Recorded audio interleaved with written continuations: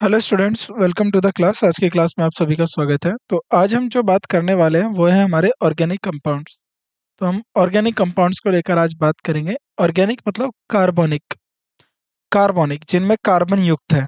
तो ऑर्गेनिक मतलब carbonic compound, यानी ऐसे कंपाउंड जिनमें कार्बन की मात्रा होती है या कार्बन के यौगिक होते हैं, उनको हम बोलते हैं ऑर्गेनिक कंपाउंड।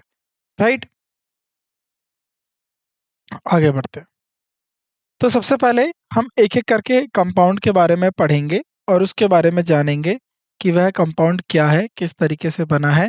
लेकिन उसकी ज़्यादा हम डिटेल में जो है नहीं जाएंगे। मतलब ज़्यादा डिटेल का मतलब है कि उसकी ज़्यादा केमिस्ट्री में नहीं जाएंगे।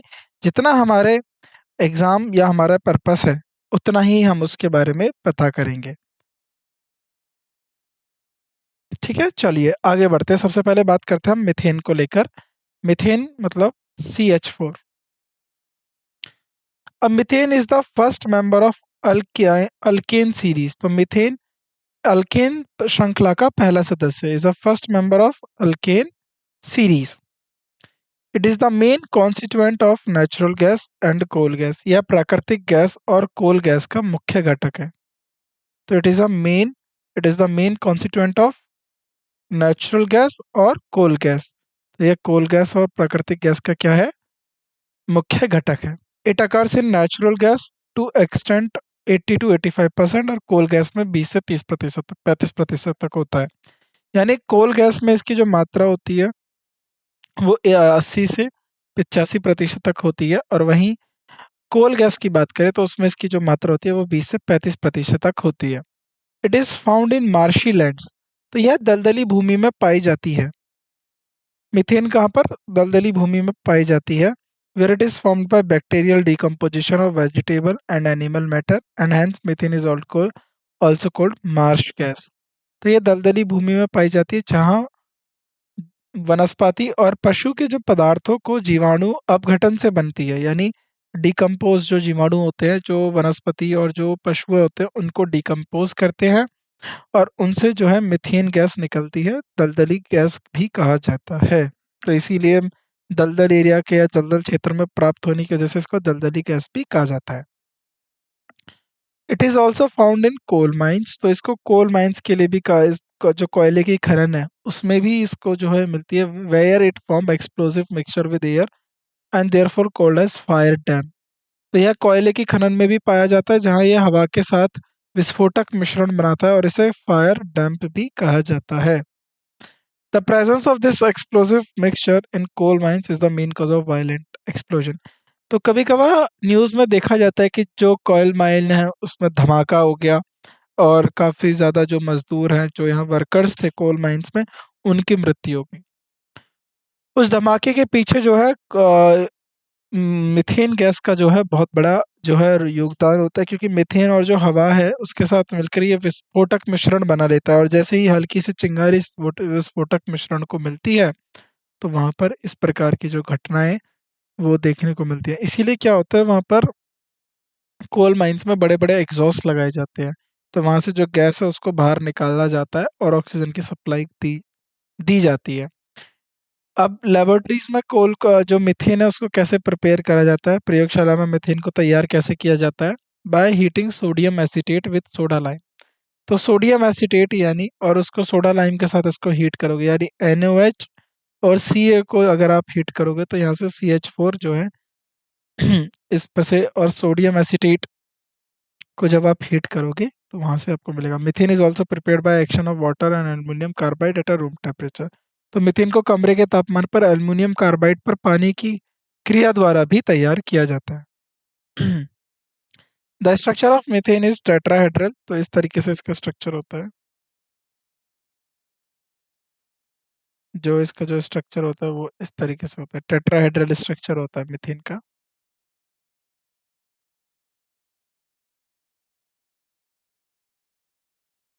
ये जो है, ये इस तरीके से आपको जो है एक मीथेन का टेट्राहेड्रल स्ट्रक्चर देखने को मिलता है। Methane is used in the preparation of carbon black, which is used for making printing. तो मीथेन को आप कार्बन ब्लैक बनाने में भी इस्तेमाल किया जाता है, जिसका उपयोग छपाई के लिए किया जाता है, प्रिंटिंग के लिए किया जाता है।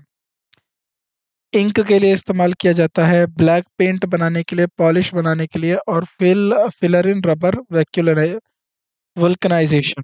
तो स्याही, काले पेंट, पॉलिश और रबर वल्कनाइजेशन के भराव के रूप में भी किया जाता है। It is also used as fuel and illuminant. इसको उपयोग ईंधन और रोशनी के रूप में भी इसका उपयोग किया जाता है। अब आता है हमारा इथाइलीन। तो इथाइलीन का जो आईयूपीएसी नेम होता है वो होता है इथेन। इथ मतलब टू, मिथ मतलब एक। तो इसमें जो कार्बन के घटक हैं, कार्बन के जो पदार्थ का बात करें, एटम है, परमाणु हैं, वह दो हैं, तो इसलिए इसका नाम इथाइलीन या इथेन रखा गया। Ethylene is the first member of alkene series. तो एल्कीन सीरीज का जो पहला मेंबर होता है वो होता है हमारा इथाइलीन। तो एल्कीन श्रेणी का पहला सदस्य कौन है? Ethylene. It is present in coal gas to extent of 5 to 6%। और ये कोल गैस में कितना प्रतिशत? 5 से 6% तक मौजूद होता है। It is also present in natural gas in small amount. यह प्राकृतिक गैस में भी कम मात्रा में मौजूद होते हैं। तो इथाइलिन को लैब में कैसे बनाया जाता है? It is prepared by heating ethyl alcohol. तो जो इथाइल अल्कोहल है उसको हीट करोगे, किसके साथ? H2SO4 के साथ, मिनरल एसिड के साथ, H3PO4 के साथ, और इसके वेपर्स को ओवर हीट करोगे अल्मोनिया से, तो ये आपको इथाइलिन मिल जाएगा। प्रयोगशाला में इसे खनिज अम्ल जैसे कि संद्र H2SO4 या H3PO4 जो फॉस्फोरिक एसिड होता है के साथ इथाइल अल्कोहल की गर्म करके उनके वाष्पों को 623 से लेकर 633 केल्विन पर गर्म किए गए अल्मीनियम पर गुजारा करके तैयार किया जाता है। इथाइलिन किस किस लिए यूज किया जाता है? पॉलीथीन बनाने के लिए। It is manufactured to use polythene बनाने के लिए। Artificial ripening of fruit. तो कृत्रिम तरीके से फलों को कृत्रिम पकाने के लिए। तो जो फल होते हैं, एक तो फल जो है डाल पे पक जाता है यानी नेचुरल तरीके से पकता है। दूसरा, उनको जल्दी पकाया जाता है ताकि उसको जल्दी से बाजार में बेचा जाए, लाभ कमा सके। तो फलों को जो कृत्रिम तरीके से, आर्टिफिशियली तरीके से पकाने का काम या जो उससे मदद ली जाती है वो होती है ethylene. As a general anaesthetic. तो ये संवेदनाहारी के रूप में भी, एनेस्थेटिक के रूप में भी दिया जाता है। For making poisonous mustard gas या वॉर गैस। तो जहरीली सरसों गैस को बनाने के लिए भी, मस्टर्ड गैस के लिए भी इसका इस्तेमाल होता है। For making ethylene oxygen flame. तो इथाइल ऑक्सीजन फ्लेम ज्वाला बनाने के लिए भी इसका इस्तेमाल किया जाता है। तो ये सारे यूज जो है पता होने चाहिए, परीक्षा में पूछ लिए जाते हैं।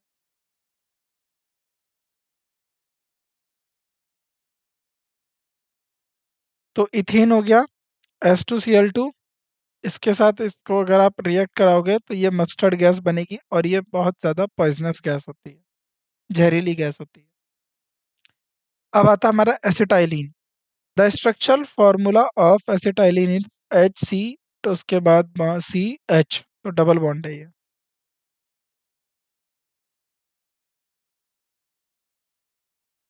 Acetylene C2H2। Acetylene is first member of alkyne series. तो ये अल्काइन सीरीज का पहला मेंबर है। ठीक है, ये इस तरीके से होगा।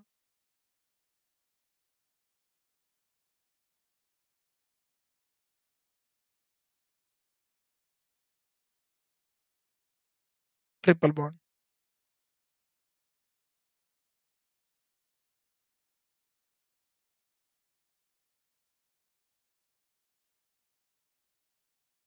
Acetylene is first member of alkyne series. तो एसिटाइलिन अल्काइन श्रेणी का पहला सदस्य है। It is first prepared by volar in 1862 by the action of water और कैल्शियम कार्बाइड इन लेबोरेटरी। इसे पहली बार 1862 में वोलर द्वारा प्रयोगशाला में कैल्शियम कार्बाइड पर पानी की क्रिया द्वारा तैयार किया गया था।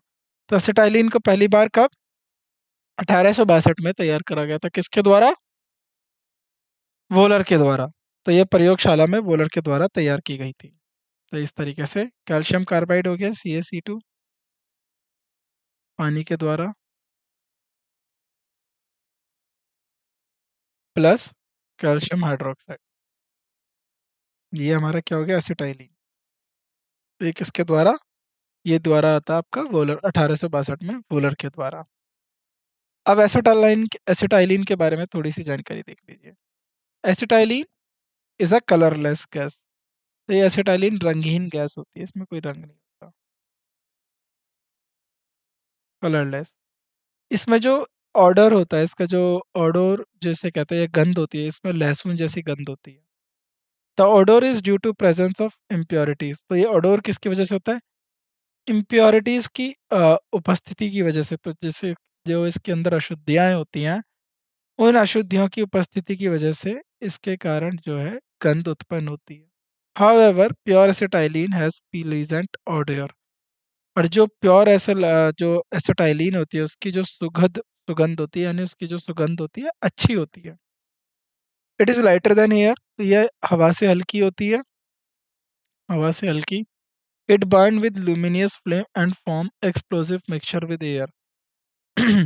तो यह चमकदार लौ के साथ जलता है और हवा के साथ विस्फोटक मिश्रण बनाता है। It is acidic in nature. और यह अम्लीय होता है, क्योंकि यह क्या है आपका कार्बन से है। तो कार्बन डाइऑक्साइड या जो नॉन मेटल गैस होती हैं, ये जो हम बात करें अधातुरी गैस होती हैं, वो जो ऑक्साइड्स होते हैं, जो होती हैं, ये गैस हमारी ये है हमारी अम्लीय। एसिटाइलिन का उपयोग कहा जाता है। It is illuminated in hawkers lamp और इन लाइट हाउसेस। तो ये हॉकर लैम्प और लाइट हाउस में रोशनी के लिए इसका इस्तेमाल किया जाता है। Artificial ripening of fruit and vegetables. फल और सब्जियों को कृत्रिम रूप से पकाने के लिए भी इनका इस्तेमाल किया जाता है। As a general anaesthetic under the name of Narcylen. तो इसको नार्सलिन के नाम से, नारसलिन के नाम से इसको सामान्य संवेदनहारी के रूप में भी इस्तेमाल किया जाता है। For production of oxy acetylene flame for cutting and welding metals. तो जो अपने मेटल्स की कटिंग और वेल्डिंग के लिए ऑक्सी एसिटाइलिन के लिए भी, बनाने के लिए भी इसका उपयोग किया जाता है। For manufacture of ethyl alcohol, acetaldehyde, acetic acid, synthetic rubber and synthetic fibre. तो ethylic alcohol, ethyl alcohol, acid aldehyde, acetic acid, synthetic rubber और सिंथेटिक फाइबर के निर्माण के आदि निर्माण के लिए भी इसका उपयोग किया जाता है। इन presence of anhydrous aluminum chloride, acetylene combined with AsCl3 it to yield lucid powerful poisonous gas। ल्यूसाइड जो होती है एक पावर गैस होती है, जहरीली गैस। नर्जिल अल्युमिनियम क्लोराइड की उपस्थिति में एसिटाइलिन AsCl3 के साथ मिलकर लुइसाइट बनाता है, जो एक शक्तिशाली जहरीली गैस है। Lewisite is more poisonous than mustard gas and was used in World War 2। तो जो लुसाइड सरसों गैस से भी अधिक जहरीली होती है, और इसका उपयोग द्वितीय विश्व युद्ध में किया गया था। The British chemist developed an antidote for lewisite named it a BL, British anti lewisite. तो जो ब्रिटिश रासायनिक थे, इन्होंने ल्यूसाइड के लिए एक मारक विकसित किया था, जिसको हमने BL नाम दिया, उन्होंने ब्रिटिश एंटी ल्यूसाइड नाम दिया गया। तो ये है आपका ब्रिटिश एंटी ल्यूसाइड का स्ट्रक्चर, जो ब्रिटिश के केमिस्ट यानी रासायनिक युग के द्वारा तैयार किया गया था। अब आता है chloroform. Chloroform was discovered by Liebig in 1831 and its name chloroform was produced by Duma as it gives formic acid on hydrolysis। तो क्लोरोफॉर्म की खोज 1831 में लीबिग ने की थी, और इसका नाम क्लोरोफॉर्म ड्यूमा ने प्रस्तावित किया था। क्यों किया था? क्योंकि यह हाइड्रोलिसिस पर फॉर्मिक एसिड देता है, इसीलिए इसका हाइड्रोलिसिस करेंगे तो फॉर्मिक एसिड मिलेगा, तो इसीलिए इसका नाम क्लोरोफॉर्म रखा गया, फॉर्म से फॉर्मिक। क्लोरो मतलब इसमें क्लोरीन की वैल्यू जो है प्रेजेंट होती है। Chloroform is prepared in laboratory by distilling ethyl alcohol और acetone with bleaching powder and water.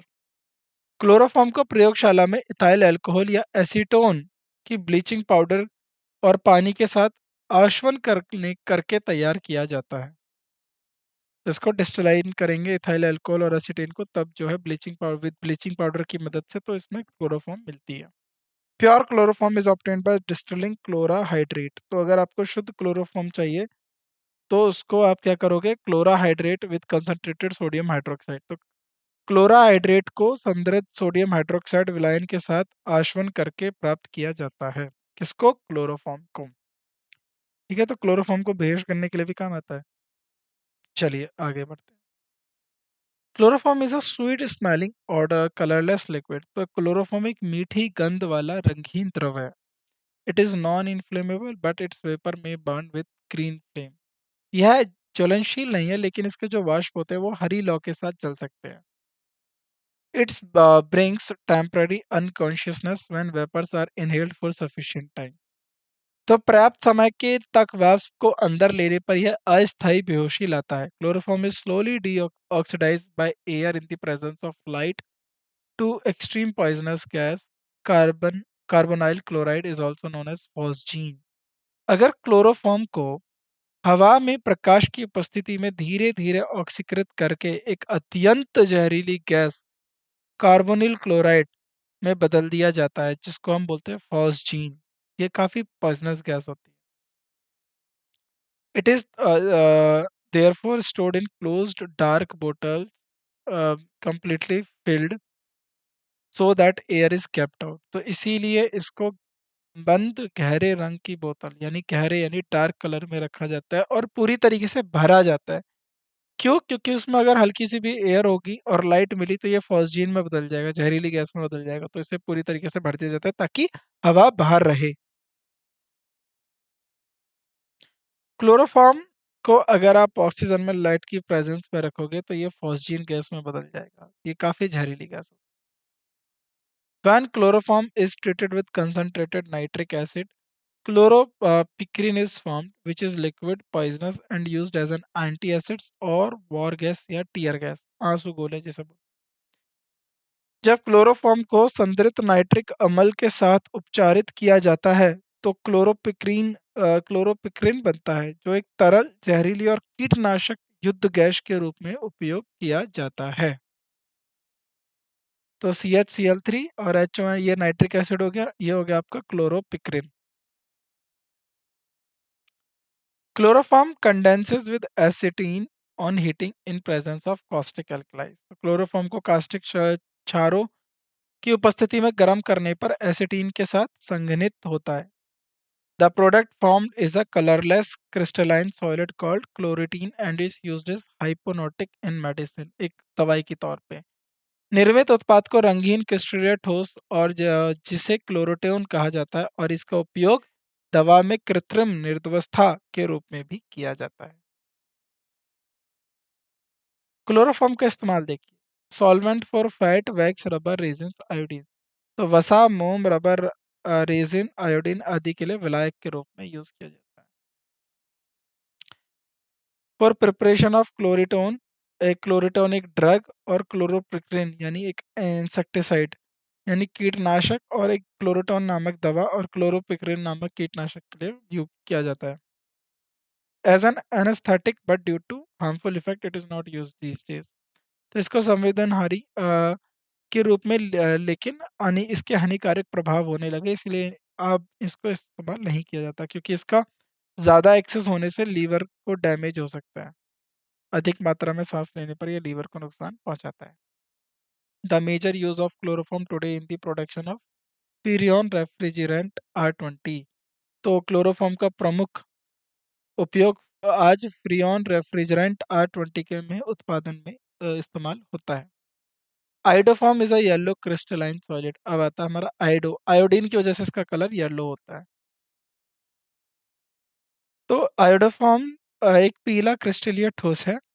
It is a pungent smell और इसकी काफ़ी तीखी गंध है। इट इज़ इसमें तीखी गंध होती है। It is insoluble in water, यह पानी में अघुलनशील, लेकिन यह शराब या ईथर, अल्कोहल या ईथर में घुल जाएगा। It is insoluble in water but soluble in organic solvent like alcohol, ether. यह पानी में अघुलनशील लेकिन शराब और ईथर जैसे कार्बनिक विलायकों में घुलनशील है। It has melting point 119 degree Celsius और इसका मेल्टिंग पॉइंट कितना है? 119 डिग्री सेल्सियस पर ये मेल्ट कर जाता है। इट इज स्टीम वॉलेटाइल और ये भाप वाष्पशील है। ठीक है, तो ये भाप में बदल जाती है आयोडोफॉर्म। तो आयोडीन की प्रेजेंस की वजह से इसका जो रंग है वो पीले रंग का होता है और ये क्रिस्टलीय ठोस होता है। ये क्रिस्टलीय ठोस होता है। चलिए। Iodoform is extensively used as an antiseptic, तो ये इसको एंटीसेप्टिक के तौर पर इस्तेमाल किया जाता है। ड्रेसिंग ऑफ वाउंड्स, चोट लग जाती है तो उस पर, और antiseptic action due to the liberation of free iodine, not to the iodoform itself.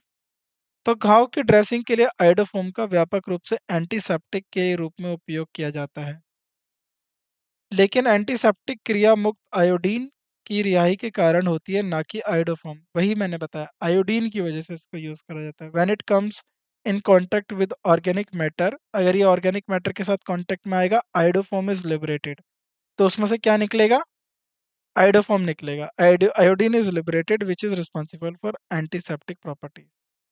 तो जब यह कार्बनिक पदार्थ के संपर्क में आता है तो आयोडीन मुक्त होता है, जो एंटीसेप्टिक गुणों के लिए जिम्मेदार होता है, यानी वो बैक्टीरिया की जो ग्रोथ है उसको खत्म करता है और वहां पर मदद करता है ठीक करने में। Carbon tetrachloride CCl4 is a colorless liquid which have characteristic smell. Carbon tetrachloride एक रंगहीन द्रव है जिसमें विशेषता गंध होती है। It is non inflammable and poisonous, यह ज्वलनशील नहीं है और पॉइजनस और जहरीली भी नहीं होती। इसका बॉइलिंग पॉइंट होता है 77 डिग्री सेल्सियस पर के तापमान पर ये क्या करेगा, ये बॉयल करना लगेगा। Carbon tetrachloride vapour react with steam above 500 degree Celsius. तो कार्बन टेट्राक्लोराइड के जो वाष्प है 500 डिग्री सेल्सियस से ऊपर भाप के साथ प्रतिक्रिया करके फॉस्जीन, जहरीली गैस जो है फॉस्जीन बनाते हैं CCl3, और ये वाटर के साथ H2O, इसके साथ रिएक्ट करेंगे। ये CCl3H मतलब ये वेपर है, इसके COCl2 यानी फॉस्जीन नामक एक जहरीली गैस बनाते हैं। Exposure of carbon tetrachloride causes liver cancer in humans. तो कार्बन टेट्राक्लोराइड के संपर्क में आने से लीवर कैंसर हो सकता है। The most common effect of dizziness, light headedness, nausea, vomiting which cause permanent damage to nerve cell. तो सबसे आम प्रभाव क्या होता है इसके? चक्कर आना, हल्का सिर दर्द, मतली और उल्टी है, जिससे तांत्रिक कोशिकाएं जो हमारी नर्व सेल होती है, ब्रेन की जो नर्व सेल होती है, इनको स्थायी नुकसान पहुंचा सकते हैं। Exposure to carbon tetrachloride vapours can make heart beat irregular और may even stop it.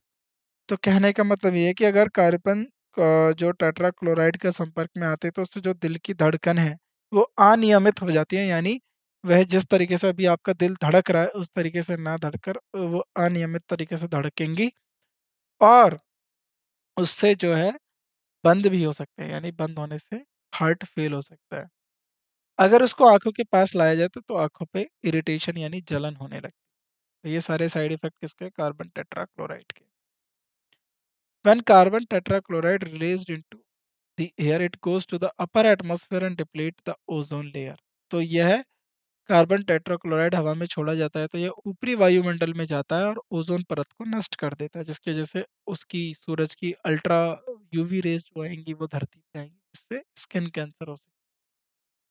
Depletion of ozone layer increase the human exposure to ultraviolet radiation, which may lead to increase skin cancer, eye disease, disorder, and disruption of the immune system. तो ozone परत के क्षरण पराबैंगनी विकिरणों के लिए मानव जोखिम को बढ़ाता है, जिससे त्वचा कैंसर, आंखों के रोग और विकार की प्रतिरक्षा प्रणाली व्यवधान बढ़ सकता है। कार्बन टेट्राक्लोराइड का इस्तेमाल क्यों किया जाता है? As a fire extinguisher under the name of pyrene. तो पायरीन के नाम पर इसको जो है फायर एक्सटिंग्विशर यानी अग्निशमक शामक के रूप में इस्तेमाल किया जाता है। The dense vapour form a protective layer of the burning objects and prevent the oxygen और air to come in contact with the burning object, hence the room और windows should be well ventilated. घने वाष्प जलित वस्तुओं को एक सुरक्षात्मक परत बनाते हैं और जलती हुई वस्तु के संपर्क में ऑक्सीजन या हवा को आने से रोकते हैं, इसलिए कमरे और खिड़की को अच्छी तरह से हवादार होना चाहिए। और इसको solvent, fat, oil, wax, fat हो गया, ऑयल हो गया, वैक्स हो गया, ग्रीस, रेजिन, आयोडीन एक्सेट्रा, इनके लिए सॉल्वेंट के तौर पे भी इस्तेमाल किया जाता है। तो वसा, तेल, मोम, ग्रीस, रेजिन, आयोडीन आदि के लिए विलायक के रूप में इस्तेमाल किया जाता है। इट इन मेडिसिन, इससे मेडिसिन बनाई जाती है, हेलमेंथिसाइड और एलिमिनेशन ऑफ हुकवॉर्म। तो हुकवर्म को खत्म करने के लिए हालमेंथिसाइड रूप नामक दवा भी बनाई जाती है। द क्लोरोफोरो और the chloroform carbon compounds of methane. Freons क्या होता है? फ्रियॉन्स के बारे में पढ़ते हैं। Freons the chlorocarbon compound of methane and ethane are collectively known as freons. तो मीथेन, इथेन और क्लोरोफ्लोरोकार्बन के कंपाउंड, इनके जो यौगिक का सामूहिक रूप से इनको क्या बोलते हैं? फ्रियॉन के रूप में जाना जाता है। फ्रियॉन कैसी होती है?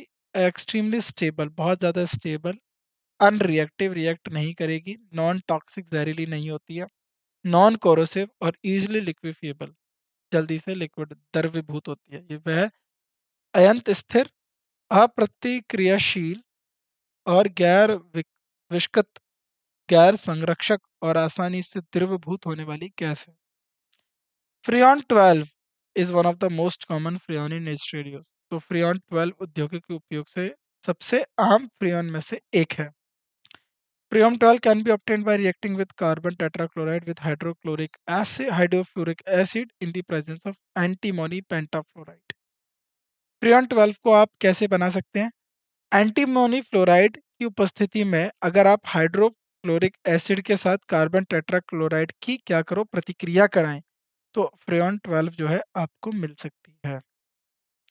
यानी CCl4 plus hydrofluoric plus antimony fluoride, तो ये CCl2F2 प्लस 2HCl, ये जो CCl2F2 है ये आपके क्या है? फ्रियॉन 12।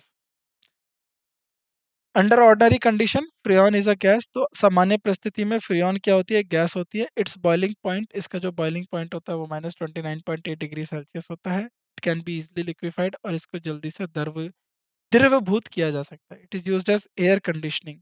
तो इसको कहाँ एयर कंडीशनिंग के तौर पर डोमेस्टिक रेफ्रिजरेटर, फ्रिज, घरेलू फ्रिज और रेफ्रिजरेंट के रूप में इस्तेमाल किया जाता है। इसको एयर कंडीशनर, घरेलू रेफ्रिजरेटर, रेफ्रिजरेंट के रूप में भी इस्तेमाल किया जाता है।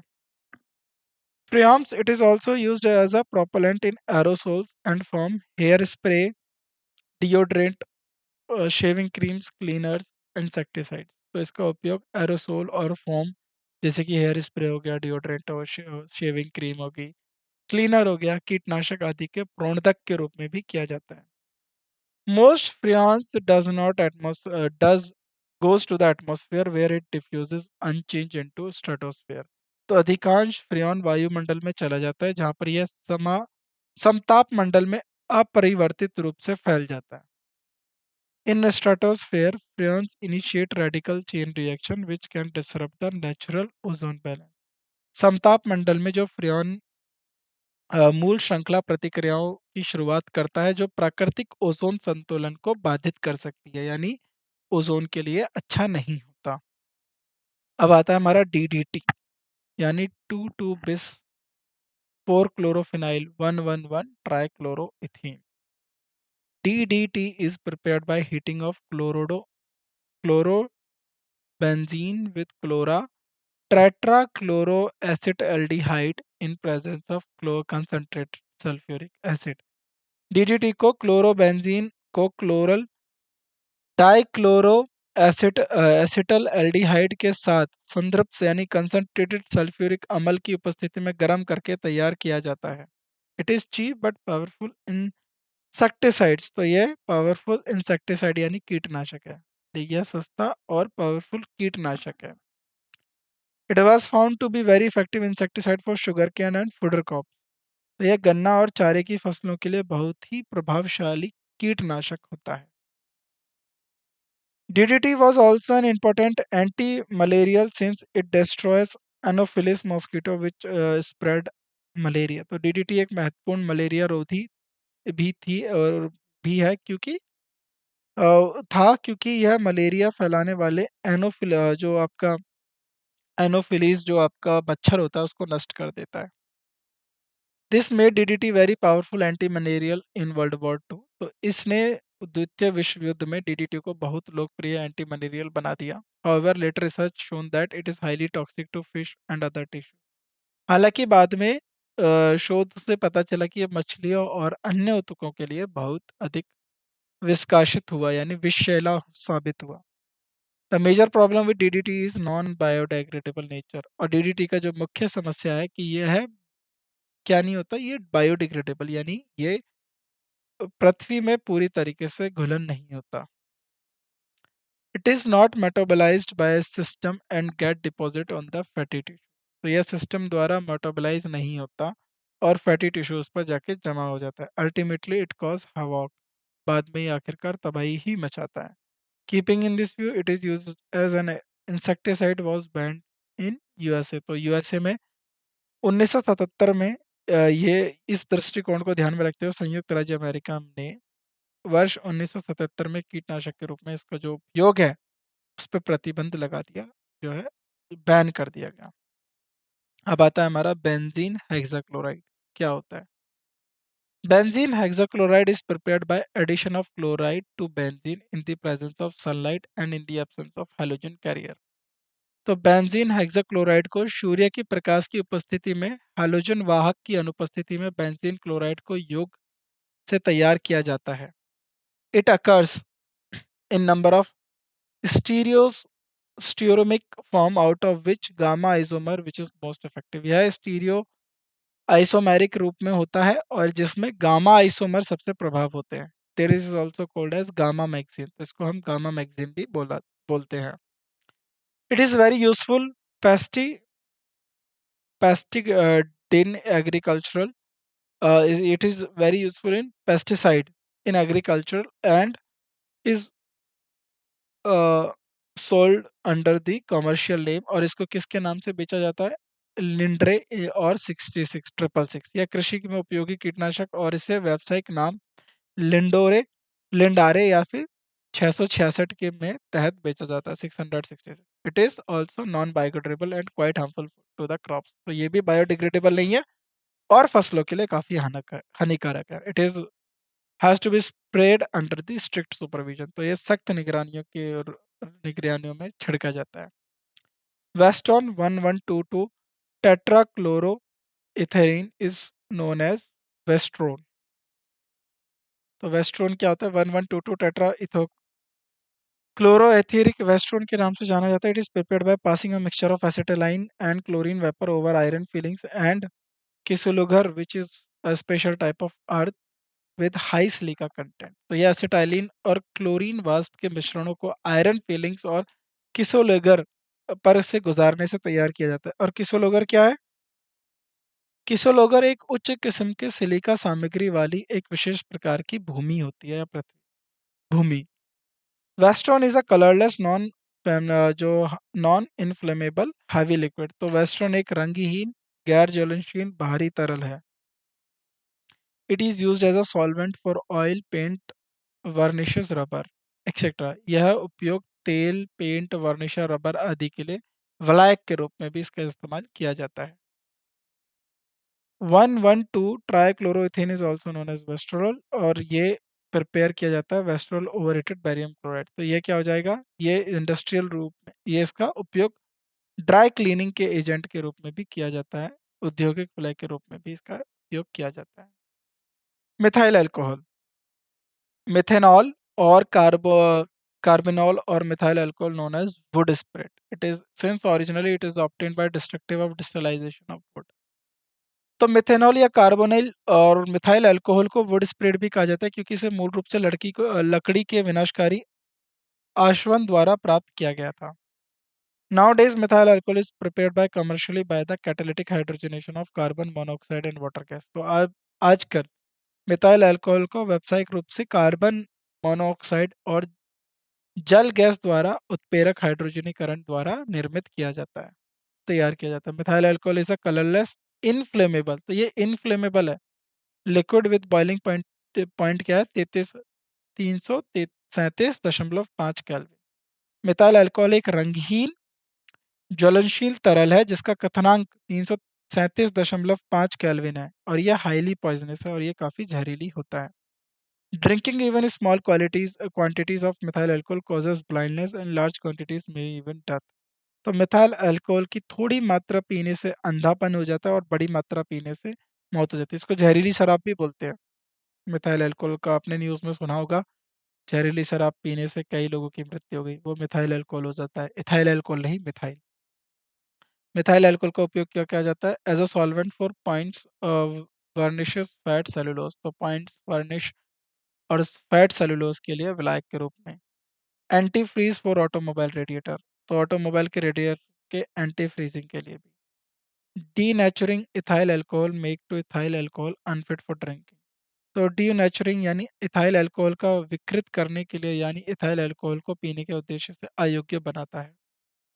It is called methylate, methylated spirit, और इसको मिथाइलेटेड स्पिरिट कहा जाता है। Ethyl alcohol is generally prepared up commercial scale as the result of fermentation of ether and molasses। तो अब इथाइल अल्कोहल की बात करते हैं। इथाइल अल्कोहल आमतौर पर व्यावसायिक पैमानों पर गुड़ या स्टार्च के क्वर्ण के परिमाण स्वरूप तैयार किया जाता है। Ethyl alcohol is colourless inflammable, boiling point 351 होता है, तो यह भी कलरलेस रंगीन ज्वलनशील तरल है जिसका कथानांकन 351 केल्विन है। It is miscible with water due to intermolecular hydrogen bonding and also dissolve it many organic substance. यह अंतरा आणवीय हाइड्रोजन बंधन के कारण पानी में घुलनशील है और कई कार्बोनिक सब्सटेंस है उनके साथ घुल जाता है। इसका इस्तेमाल देखो, इथाइल अल्कोहल का इस्तेमाल जो है शराब के लिए करा जाता है, ना कि मिथाइल अल्कोहल को, याद रखना दोनों में अंतर। तो as an alcoholic beverages in the form of beer, wine, whisky, brandy, इन सब के नाम से क्या है, इथाइल अल्कोहल इसमें जो है बेचा जाता है। अब वो इसकी क्वांटिटी पे निर्भर करता है। As a fuel in spirit lamp and stove, और स्टोव और स्प्रिट लैम्प के में ये फ्यूल के तौर पे इस्तेमाल किया जाता है। A power alcohol which is mixture of 20 alcohol and 80 petrol with ether, benzene और टेट्रालिन, तो इसको पावर अल्कोहल के रूप में भी, जो 20% अल्कोहल और 80% पेट्रोल का मिश्रण है जिसमें ईथर, बेंजीन या टेट्रालीन यानी tetra hydro naphthalene as a co solvent के साथ डाला जाता है। As a solvent for paint, और ये पेंट के लिए विलायक के तौर पर पेंट, लाह, varnish, dye, cosmetic, perfume, tincture आदि के लिए विलायक के तौर पर इस्तेमाल किया जाता है।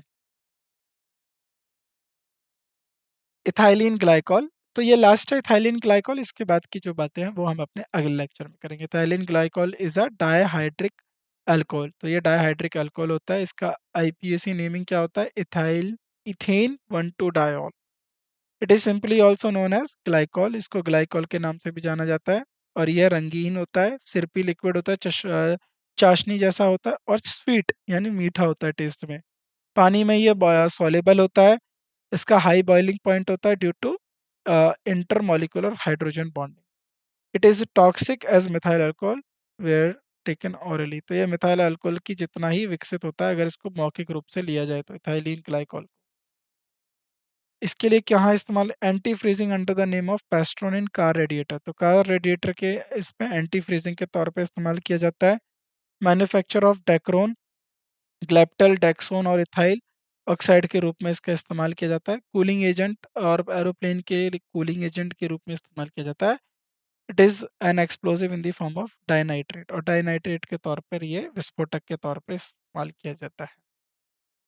तो यहाँ तक आज के लेक्चर को हम ख़त्म करते हैं। बाकी की जो बातें होंगी उनको हम अगले लेक्चर में कवर करेंगे। तो जो एक-एक चीज़ आपको बताई जा रही है, एक-एक प्रॉपर्टी को आपको पढ़ना है, समझना है, क्योंकि परीक्षा में ये आपसे पूछने जाएँगे कि किसका यूज़ क्या होता है, किसका केमिकल फ़ॉर्मूला या केमिकल रासायनिक सूत्र क्या होता है, इनको भी आपको याद करते हुए चलना है, क्योंकि परीक्षा में ये आपसे पूछा जा सकता है।